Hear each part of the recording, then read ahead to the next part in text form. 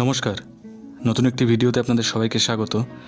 আপনারা জানেন যে গতকাল মাননীয় মুখ্যমন্ত্রী অন্নপূর্ণা যোজনার জন্য ফর্ম পাবলিশ করেছেন।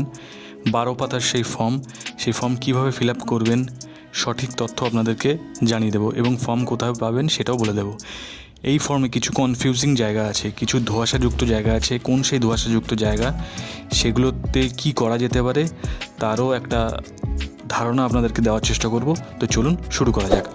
আচ্ছা, সেই ফর্মটা পাবেন কোথায় আপনারা?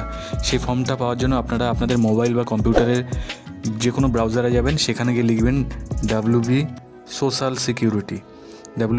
সিকিউরিটি এই লিখে সার্চ করলেই প্রথম যে ওয়েবসাইটটা চলে আসবে, যেটা আগে লক্ষ্মী ভাণ্ডারের ওয়েবসাইট ছিল, সেই ওয়েবসাইটেই আপনাদেরকে যেতে হবে। এই ওয়েবসাইটে গেলাম আমরা। এই ওয়েবসাইটের সাথে আপনারা পরিচিত আগেই। লক্ষ্মী ভাণ্ডার যেটা ছিল সেটাই অন্নপূর্ণা ভাণ্ডারে কনভার্ট হয়েছে, আপনারা তো জানেন। সেই ওয়েবসাইটটা আমরা ওপেন করে নেব।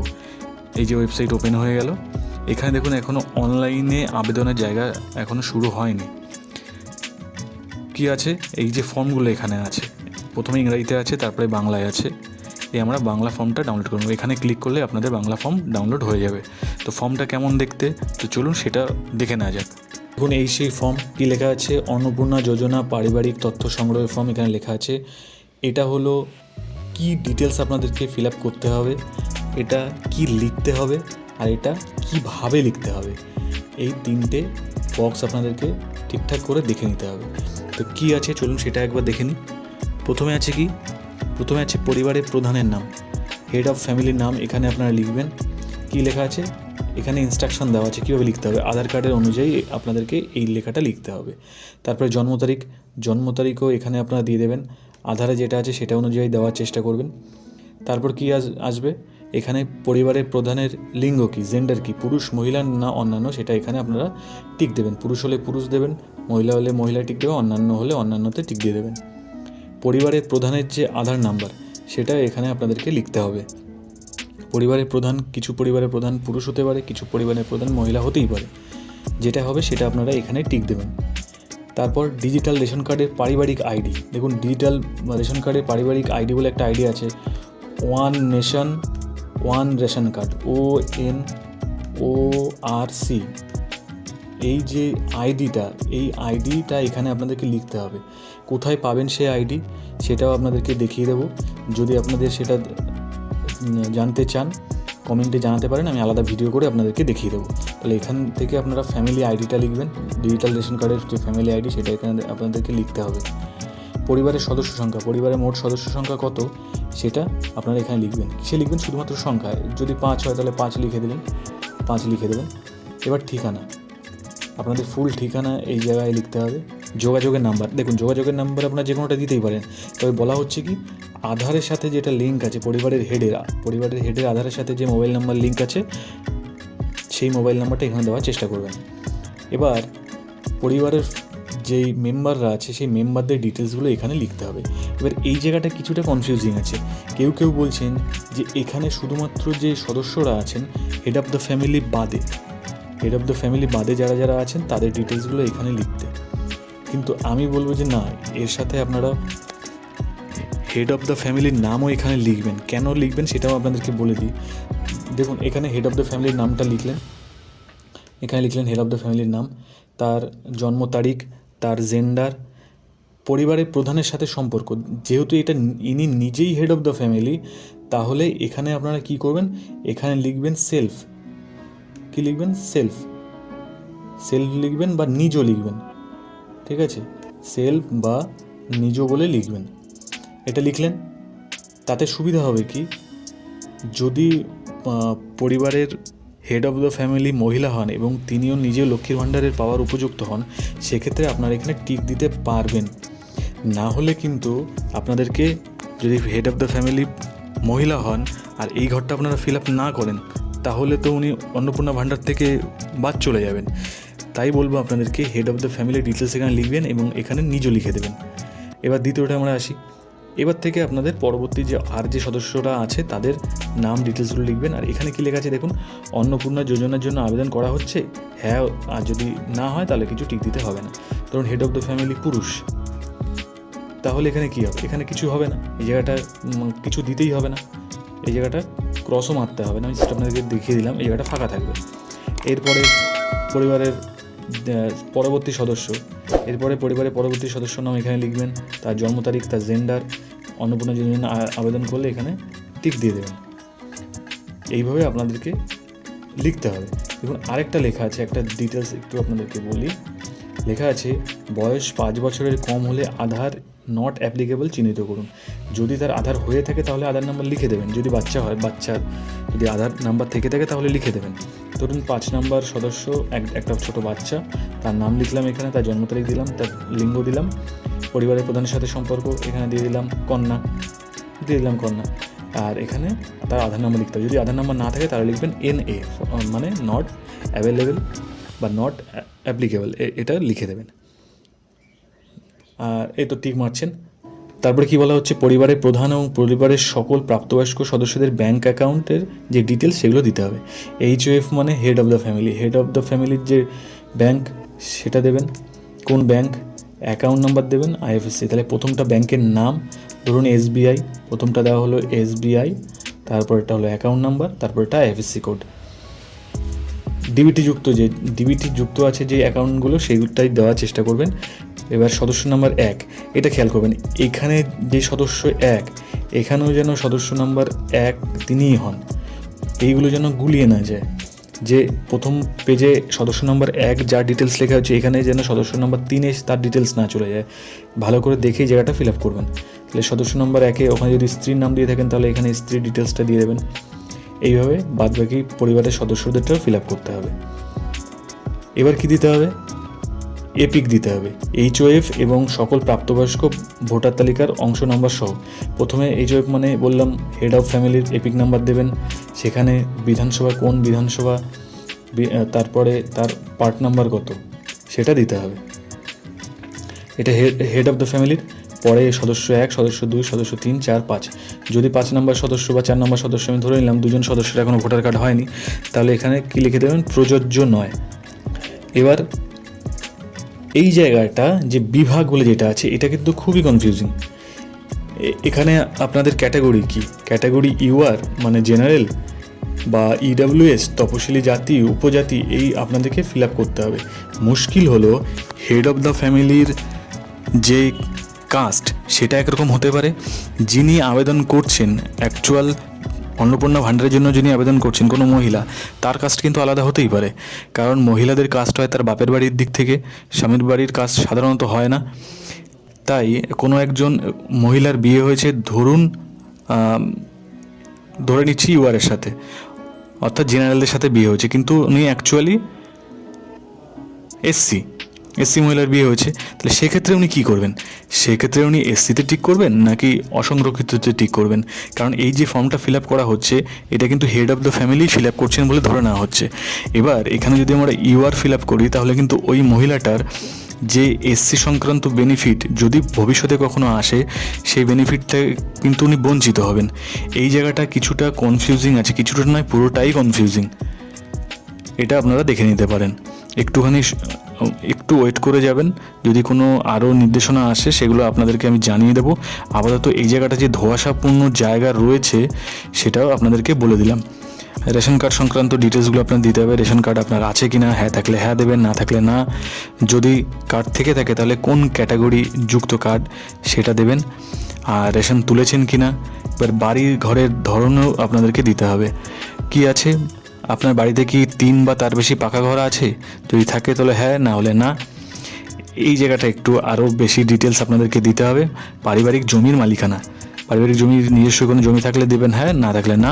যদি হ্যাঁ হয় তাহলে কি কি দিতে হবে, জমি যে রেজিস্ট্রি করেছিলেন সেই রেজিস্ট্রেশনের কপি, মিউটেশনের কপি দিতে পারেন, বা ROR মানে কি, ROR মানে হলো রেকর্ড অফ রাইট, অর্থাৎ যে আমরা যেটাকে পর্চা বলি সেই পর্চা আপনাদেরকে দিতে হবে। ROR পর্চা আপনারা অনলাইনে পেয়ে যাবেন, আমার চ্যানেলে ভিডিও আছে, আপনারা দেখে নিতে পারেন। যাই হোক, তাহলে এইগুলো আপনাদেরকে দিতে হবে, কিন্তু জমা করতে হবে জমির ডিটেলস। এবার মোট জমির পরিমাণ, মোট জমি আপনাদের কত শতকে লিখবেন, এবং তার সপক্ষে কিন্তু আপনাদেরকে প্রমাণ দিতে হবে, ROR দিতে হবে। ROR মানে কি বললাম, যে আপনাদের যে পর্চা অনলাইন পর্চা, সেই পর্চাকে সাবমিট করতে হবে। এবার যানবাহন আপনাদের কি আছে, কোনো 4 চাকার গাড়ি আছে কি না, যদি হ্যাঁ হয় তাহলে হ্যাঁতে টিক করবে, না হলে না। যদি হ্যাঁ হয় তাহলে এই জায়গাগুলোর ডিটেলস ফিল আপ আপনাকে করতে হবে। গাড়ির রেজিস্ট্রেশন নাম্বার দিতে হবে আর গাড়ির কতগুলো আছে এখানে আপনাদেরকে লিখতে হবে। যদি কোনো স্বাস্থ্য বিমা থাকে তাহলে হ্যাঁ করবেন, আর না থাকলে না করবেন। দেখুন, যদি হ্যাঁ করেন তাহলে সেই স্বাস্থ্য বিমাটা কি সরকারি স্বাস্থ্য বিমা নাকি বেসরকারি স্বাস্থ্য বিমা, সেই অনুযায়ী আপনারা ঠিক করবেন। কত টাকার সাম অ্যাসিওর্ড আছে, ধরুন 5 লাখ টাকা সাম অ্যাসিওর্ড কারো থাকে। হেলথ ইন্স্যুরেন্স যদি কিছু থাকে তাহলে সাম অ্যাসিওর্ড কত, 5 লাখ টাকা যদি সাম অ্যাসিওর্ড থাকে লিখবেন 5 লাখ, আর কত টাকা প্রিমিয়াম দিচ্ছেন সেটাও আপনাদেরকে লিখতে হবে। যদি না থাকে তাহলে জাস্ট টিক মেরে দেবেন, আর এগুলো আপনাদের কোনো প্রয়োজন নেই। এই জায়গাটা লিখে তখন কি লিখে দেবেন, প্রযোজ্য নয়। খালি রাখবেন না, কোনো ঘর খালি রাখবেন না, বারবার বলছি কোনো ঘর খালি রাখবেন না আপনারা। এখানে প্রযোজ্য নয় বলে প্রত্যেকটা লিখে দেবেন। আচ্ছা, আয় কি বলা হচ্ছে, যে কোনো পি ট্যাক্স কি দেন, পরিবারের কেউ কি প্রফেশনাল ট্যাক্স কি দেন। যদি হ্যাঁ দিয়ে থাকেন তাহলে এখানে টিক দেবেন, না হলে নাতে টিক দেবেন। যদি প্যান কার্ড থেকে পরিবারের যাদের প্যান কার্ড আছে, প্যান কার্ডের ডিটেলসগুলো এখানে আপনাদেরকে উল্লেখ করতে হবে। HOF মানে হেড অফ দ্য ফ্যামিলির প্যান কার্ড, নাম এবং প্যান নাম্বার, সদস্য 1-এর নাম এবং প্যান নাম্বার, এগুলো আপনারা এক এক করে উল্লেখ করে দেবেন। এবার কর্মসংস্থান, হেড অফ দ্য ফ্যামিলি কী কাজ করেন, সরকারি ক্ষেত্রে কাজ করেন, বেসরকারি ক্ষেত্রে কাজ করেন, আংশিক সময়ের জন্য কাজ করেন, পার্ট টাইমার যদি কোনো কিছু থাকেন, বা সেলফ এমপ্লয়েড যদি কিছু থাকেন, অসংগঠিত ক্ষেত্রে, স্বনিযুক্তি ক্ষেত্রে, তাহলে এখানে করতে পারেন। পরিযায়ী শ্রমিক যদি হয়ে থাকেন তো পরিযায়ী শ্রমিক করতে পারেন, বেকার হলে বেকার, অন্যান্য হলে অন্যান্য। এবার ধরুন কারোর মুদিখানা দোকান আছে, সেক্ষেত্রে কী হতে পারে, সেক্ষেত্রে অন্যান্যতে টিক মেরে আমরা সাইডে আপনি লিখে দিতে পারেন। অথবা অসংগঠিত ক্ষেত্র, এটা অসংগঠিত ক্ষেত্রে স্বনিযুক্তি আপনারা এটাকেও টিক করতে পারেন। এক্ষেত্রে কিন্তু আপনাকে প্রয়োজনীয় নথি বা স্বঘোষণাপত্র জমা দিতে হতে পারে। স্বঘোষণাপত্র তো আপনি পাবেনই, স্বঘোষণাপত্র তো লেখাই থাকবে যে আমি অমুক, আমি এই কাজের সাথে যুক্ত আছি, সেটা স্বঘোষণাপত্র। না হলে যদি সরকারি হয় তাহলে সরকারি ডিটেলস আপনাকে দিতে হবে এর প্রত্যেকটার। তাই এটা হলো হেড অফ দ্য ফ্যামিলির, এটা হেড অফ দ্য ফ্যামিলির। তারপরে এগুলো সদস্য 1 যদি চাকরি করেন তো দেবেন, না হলে কি কাজ করেন। যদি স্টুডেন্ট হন তাহলে অন্যান্য লিখে দেবেন স্টুডেন্ট। এইভাবে আপনারা 5 জন সদস্যের ডিটেলসগুলো লিখে দেবেন। এবার শিক্ষা সংক্রান্ত ডিটেলসগুলো আপনাদেরকে দিতে হবে। টোটাল শিক্ষিত প্রাপ্তবয়স্কের সংখ্যা কত, টোটাল শিক্ষিত প্রাপ্তবয়স্কের সংখ্যা, টোটাল অশিক্ষিত প্রাপ্তবয়স্কের সংখ্যা এখানে আপনারা লিখে দেবেন। আর এরপরে কি আছে, হেড অফ দ্য ফ্যামিলির তিনি শিক্ষিত না অশিক্ষিত, যদি শিক্ষিত হন তাহলে তার সর্বোচ্চ শিক্ষাগত যোগ্যতা কী সেটাও আপনাদেরকে দিতে হবে। অনেক বড় ফর্ম আপনারা জানেন, টোটাল 12 পাতার ফর্ম, আমি আপাতত এসেছি 6 পাতা পর্যন্ত। তো চলুন তাড়াতাড়ি আপনাদেরকে দেখিয়ে দিই। এরকম আপনারা আপনাদের শিক্ষাগত যোগ্যতা ফিল আপ করবেন। এরপরে এখানে কি আছে, যদি কোনো যিনি আবেদন করছেন পরিবারের কোনো সদস্য কি কোনো মন্ত্রী, সাংসদ, বিধায়ক বা পঞ্চায়েতের কোনো মেম্বার কিনা, এরকম যদি হয়ে থাকেন তাহলে হ্যাঁ করবেন, আর সদস্য নাম্বার লিখে দেবেন। উনি যেখানকার মেম্বার সেই সদস্য নাম্বার লিখে দেবেন, সঙ্গে ডকুমেন্ট ওনাকে জমা করতে হবে। উনি কি পরিবারের কোনো সদস্য কি পেনশন পাচ্ছেন, যদি পেনশন পান তাহলে হ্যাঁ করবেন এবং তার পেনশনের ডিটেলসগুলো আপনাদেরকে জমা করতে হবে। যদি জিএসটি থাকে তো জিএসটির ডিটেলস এখানে জমা করতে হবে, না থাকলে না করবেন। পরিবারের মোট বার্ষিক আয় এখানটায় আপনারা লিখবেন, এবং এই সঙ্গে সঙ্গে আপনারা একটা ইনকাম সার্টিফিকেটের জন্য কিন্তু পঞ্চায়েতে আবেদন করে রাখবেন, প্রয়োজন হলেও হতে পারে।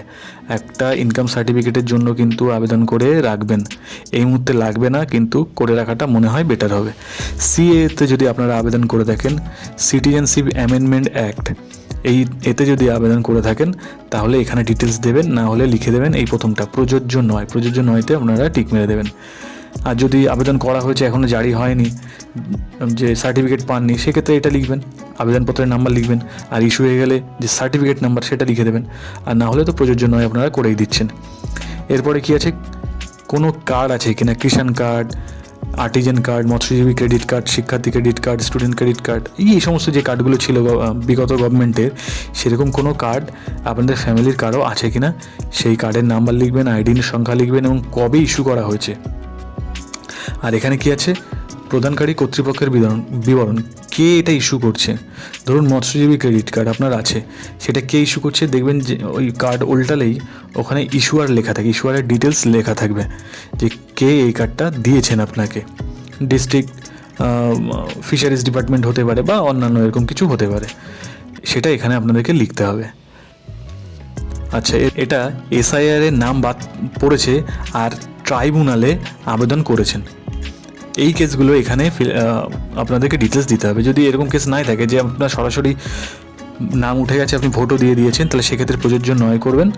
আর আপনি হয়তো বাদ পড়েছেন কিন্তু ট্রাইব্যুনালে আবেদন করেননি, সেই ক্ষেত্রে আপনারা না করবেন। যদি হ্যাঁ ট্রাইব্যুনালে আবেদন করেছেন তাহলে হ্যাঁ করবেন, করে এখানে যে আপনাদের অ্যাপ্লিকেশান আইডিটা আছে না, সেই আইডিটা এখানে আপনারা দিয়ে দেবেন, এখানে দিয়ে দেবেন অ্যাপ্লিকেশান আইডিটা ট্রাইব্যুনালে আবেদন করলে। এটা সবার ক্ষেত্রেই তাই, পরিবারের প্রত্যেক সদস্যদের ক্ষেত্রে এগুলো পূরণ করতে হবে। যাদের ভোটার কার্ড নেই তাদের সেক্ষেত্রে তো এই ব্যাপারটা আসছেই না, সেক্ষেত্রে প্রযোজ্য নয় এগুলো করে দেবেন।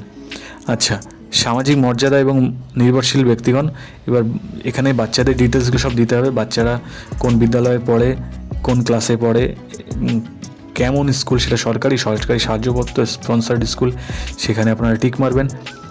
বেসরকারি বিদ্যালয়ে বলে সেটাও ডিটেলস দিয়ে দেবেন, অন্যান্য হলে সেটাও দিয়ে দেবেন। এগুলো শিশুদের টিকাকরণ, বাচ্চাদের যে টিকাকরণ হয়েছে সেই টিকাকরণের ডিটেলসটাও আপনাদেরকে এখানে পূরণ করতে হবে, যে সম্পূর্ণ টিকাকরণ হয়েছে কিনা, আর টিকাকরণ করা হয়নি যদি না করা হয়ে থাকে তারও ডিটেলস কিন্তু ওনারা জানতে চাইতে পারেন। দেখুন এখানে লেখা আছে টিকা না নেওয়ার কারণ কি, সেখানে আপনাদেরকে লিখতে হবে। ডিবিটির মাধ্যমে কি অন্যান্য কোনো সুবিধা কি পাচ্ছেন, পরিবারের সদস্য কি, পরিবারের যে প্রধান উনি কি কোনো কিছু এরকম পেয়েছেন, তাহলে হ্যাঁ, না হলে না। প্রকল্পের নাম কি, দেখুন কোন প্রকল্প থেকে ডিবিটি যদি পেয়ে থাকেন তাহলে প্রকল্পের নাম লিখবেন। আপনি কি এই প্রকল্প থেকে নিজেকে প্রত্যাহার করতে চান, যে ওখান থেকে কি বেরিয়ে যেতে চান? যদি হ্যাঁ আমি আর ডিবিটির মাধ্যমে কিছু নেব না তাহলে হ্যাঁ করবেন, না হলে কিন্তু এখানে কিছু করার দরকারই নেই। এটা কার, হেড অফ দ্য ফ্যামিলির। সদস্য 2, সদস্য 3 এরকম সবগুলো ফিল আপ করবেন, করে দিলেন। এবার এই সমস্ত ডিটেলস হয়ে গেল। বাদ দেওয়া হলে কারণ অফিসার কর্তৃক পূরণীয়, এটা কিন্তু আপনারা কিছু ফিল আপ করবেন না, এটা আপনাদের ফিল আপ করার জন্য নয়। এবার এখানে আপনারা টিক দেবেন একটা, যে হ্যাঁ এটা আমি সম্মত হলাম। এখানে আপনারা সই করবেন। কে সই করবেন? হেড অফ দ্য ফ্যামিলি কিন্তু এখানে সই করবেন। হেড অফ দ্য ফ্যামিলি এখানে সই করলেই হয়ে যাবে। এই পর্যন্ত আপনাদের ফর্ম ফিল আপ কমপ্লিট হবে। এর পরবর্তী লেখাই আছে শুধুমাত্র সরকারি ব্যবহারের জন্য, সরকারি অফিসের এটা ব্যবহার করবেন, আপনাদের কিছু করতে হবে না। তাহলে এই হলো ফর্ম ফিল আপ।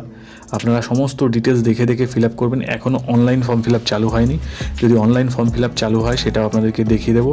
আর কনফিউজিং যে জায়গাগুলো আপনাদেরকে বললাম, কাস্টের যে ব্যাপারটা, সেটা আপনারা কি করবেন, আপনারা একটু খোঁজ নিয়ে করতে পারেন, বিডিও অফিসে খোঁজ নিয়ে করতে পারেন, বা কোনো ইনফরমেশান আমার কাছে এলেও সেটাও আমি আপনাদেরকে জানিয়ে দেবো, এই যে কাস্টের যে ব্যাপারটা।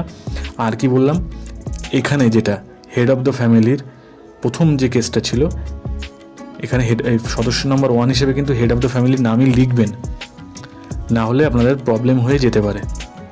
তাহলে এই ছিল আজকের ফর্ম ফিল আপ।